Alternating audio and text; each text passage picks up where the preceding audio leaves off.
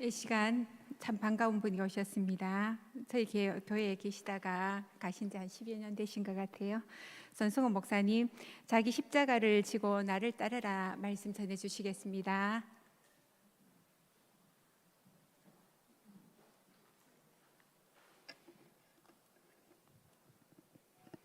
할렐루야. 너무 참 제가 더 사랑교회에 와서 설교를 할 줄을 몰랐습니다. 너무 반갑고 감사하고 또 권사님들 뵈니까 하나도 안 늙으신 것 같아요.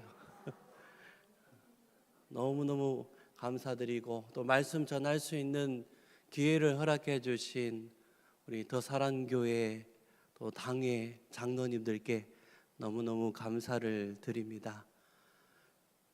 교회가 너무 많이 바뀌었네요. 딴 교회에 와 있는 듯한 느낌이 드는데 넓어지고 너무 세련되어지고 참 감사드린다는 말밖에 할 말이 없고, 또 제가 옛날에 서부제일교회였지 않습니까?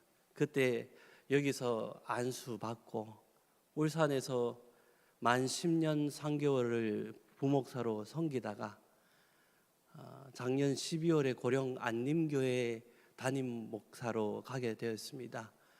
참 저 같은 사람도 담임 목회를 가나 싶어가지고 참 감사한 마음이 많이 들었는데, 우리 안림교회 잠깐 자랑을 해도 될까요? 네. 안림교회 가니까 시무장로님이 4분이 계시는데 회의하는 게 참 싫잖아요. 당회를 1년에 3번밖에 안 합니다. 그리고 재직회를 1년에 3번밖에 안 하는 교회. 그리고 저는 전적으로 목회에만 집중할 수 있도록 모든 이런 장로님들이 알아서 해결 다 해주시고 말씀 그리고 신방만에만 집중할 수 있는, 제게는 꼭 맞는 교회에 저를 보내주셔서 너무너무 감사하다는 생각이 들었습니다. 자기 십자가를 지고 나를 따르라. 도대체 십자가가 뭔지 이 말을 들을 때마다 저는 마음에 자꾸 부담이 오더라고요. 어떤 부담이 오냐면 이 말을 들을 때마다 내 전 재산을 갖다 바쳐야 되는가.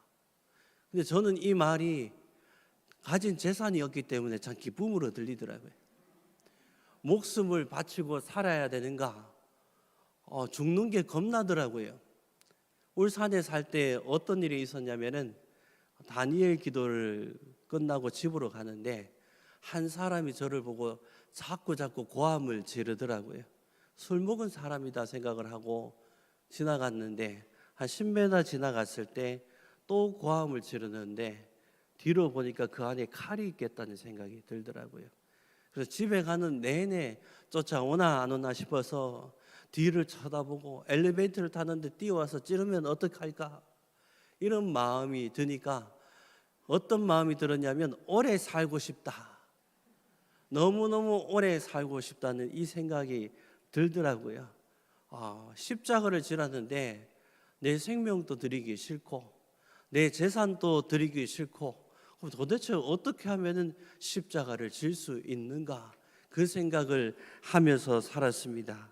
이 십자가라는 형은 언제부터 유래가 됐냐면 옛날에 이집트 애굽 시대 때부터 시작이 되어가지고 우리 헬라 시대 때 알렉산더 대왕이 아주 적극적으로 권유했던 형이 십자가형입니다. 그리고 로마 시대 때 와서 십자가형이 이어지는데 우리가 알고 있는 십자가는 10십자지 않습니까?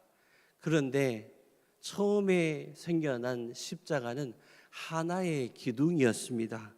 그러면 언제부터 10십자가 되었냐면은 로마 시대 사람들이 십자가를 형상화하기 위해서 10십자로 그려 놓았다는 것입니다. 십자가는 헬라어로 스타우로스라고 하는데요, 막대기, 기둥이라는 뜻이 있습니다. 그러면 십자가를 보라라는 말은 무엇이냐면 기둥을 보라, 막대기를 보라.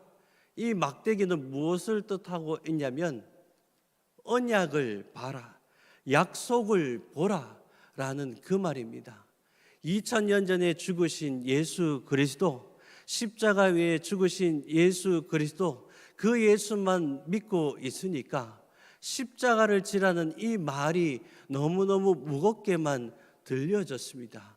그런데 2000년 전에 이루어진 그 사건이 이제는 나의 사건이 되었습니다. 성령이 내게 찾아오심으로 인해서 십자가에 죽으시고 부활하시고 이제 영으로서 내게 찾아오신 그 예수를 믿고 사는 자가 되었습니다. 그럴 때 내 마음 안에 하나님의 언약이 이루어졌다니까요. 골고다, 해골, 내 머리가 바뀌어졌다라는 말씀을 하고 있습니다. 사람은 자기 생각을 꺾을 수가 없잖아요. 우리 교회에 와서 뭐라고 자꾸 얘기하냐면은 똑바로 못 살았습니다. 하나님, 이번 주도 하나님 말씀대로 살려고 했는데 똑바로 못 살았습니다. 하나님, 남을 미워했습니다. 남을 정죄했습니다. 이렇게 살았는데 또 하나님 앞에 회개 기도하고 돌아서서 똑같은 짓을 하고 있지 않습니까? 똑같이 회개하고 똑같이 교회 문 밖에 나가면은 내 멋대로 살아가 버리는 것이 우리의 삶이지 않습니까? 그래서 늘 고통스러운 거예요. 하나님 전에 나올 때 기쁨으로 나와야 되는데 늘 고통스럽습니다. 제가 그러고 살았거든요. 어떻게 하면 좀 바뀌어질까 노력을 하다가 어떤 마음이 들었냐면 이래 살 바에는 그냥 데려가 주십시오 라는 그 마음으로 기도했는데, 데려가셨을까요? 남겨놓으셨을까요? 남겨놨으니까 오늘 같이 만나고 예배 드리고 있겠죠. 그러면서 알았던 사실은 뭐냐면 내 육신의 행위는 죽었다 깨도 바꿀 수 없다라는 걸 알게 되었습니다. 돌아서면 죄짓고 돌아서면 죄짓고, 그러면 왜 자꾸 회개하고 사는가? 그러면서 제가 뭘 알게 됐냐면 죄를 알게 됐습니다. 행실 똑바로 못 사는 것을 죄라 하지 않고 하나님의 말씀을 믿지 못하는 것이 죄라는 것을 알게 되었습니다. 사람의 생각으로는 끊임없이 내 행실만 가지고 나는 왜 똑바로 못 살까 염려하고 근심하고 늘 나는 하나님 앞에 얼굴조차 들 수 없는 자라고 고백하지만은 하나님은 내 안에 하나님의 말씀이 이루어지기를 원하셨다는 것입니다. 그 말이 무엇이냐면 십자가입니다. 자기 십자가를 지라는 것은 가장 먼저 되어야 될 것이 뭐냐면 나를 부인하는 사건이 있어야 된다니까요. 제가 한 3주 전에 새벽 기도 때 기도를 하다가 무엇을 알게 됐냐면 제가 빈 껍데기인 걸 알겠더라고요. 나는 빈 껍데기, 결국에는 불에 태워져서 없어지는 이 육신을 입고 살고 있는데 이 빈 껍데기 안에 텅 빈 말인 내 말을 두고 살았구나. 내가 옳다라는 생각만 하고 살았구나. 남은 틀렸고 나는 맞다라는 이 생각으로 사니까 하나님의 말이 안 믿어지더라고요. 내가 가진 내가 옳다라고 하는 모든 말이 나를 죽이는 말이고 하나님의 대적자의 말이라는 것을 알게 되었습니다. 그 순간 누가 믿어지냐면 예수가 믿어지더라고요. 하나님이 내게 왔다라는 이 사실이 믿어지더라고요. 그 순간 하나님이 이 세상을 말로 창조하셨는데 그 말로 창조하신 그 하나님을 제 눈으로 보고 듣고 사는 자가 되었습니다. 우리 영혼이 구원받기를 원하잖아요. 영의 실체를 알았습니다. 그 영의 실체가 무엇이냐면 말입니다. 내가 가진 말로 심판받고 내가 가진 말로 생명을 얻는다라고 말씀하고 있습니다. 내 안에 하나님을 향한 그 믿음이 있으면, 하나님이 나를 깨끗하다라는 이 믿음만 있으면 우리는 하나님 나라로 들어가게 되고, 하나님 나는 아직 멀었는데요, 아직 조금 더 살아봐야겠는데요, 이 말 가지고 심판받고 영원한 형벌을 피할 수 없다라는 것을 알게 되었습니다. 결국 하나님의 나라는 말로 간다니까요. 숟가락질을 한다 할지라도 하나님은 나를 깨끗하다라는 이 말씀 믿고 사는 것이 예수를 따르는 삶이라는 것을 알게 되었습니다. 제 말은 소용이 없더라고요. 제가 우리 더 사랑교회 성도님들을 깨끗하다고 해도 하나님이 깨끗하다고 하셔야 우리가 깨끗함을 잊게 되고, 제가 아무리 더럽다 할지라도 하나님이 깨끗하다면 깨끗한 겁니다.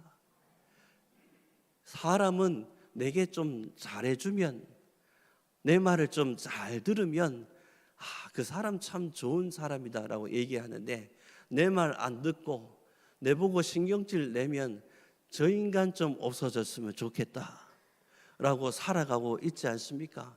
그런데 하나님은, 저와 여러분들이 믿는 하나님은 내 행실이 바르든 똑바로 살든 더럽게 살든 상관없이 내 안에 있는 하나님을 믿는 믿음 안에 살기를 원하신다는 겁니다. 하나님은 우리에게 무언가를 바치라고 한 적이 없습니다. 이단 신천지나 이런 사람들만 뭐 바치라고 하냐면 자꾸 재산 바치라 그러고 몸 바치라 그러고 이렇게 살지만은, 하나님께서는 우리에게 바치라고 한 것이 하나도 없다니까요.